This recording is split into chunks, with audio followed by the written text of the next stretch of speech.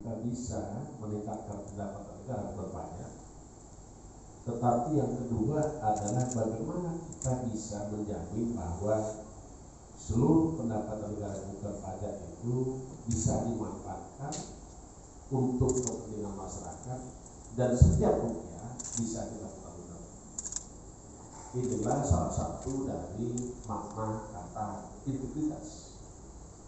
Karena sangat tepat kalau jajan Kementerian Keuangan membuat tagline identitasku adalah integritas.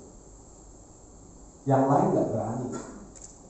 KPK saja membuat tagline adalah berani jujur hebat.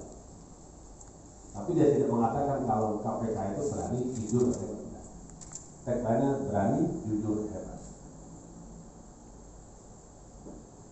Ada beberapa hal yang perlu saya sampaikan pada siang hari ini. Pertama, saya apresiasi kepada rekan-rekan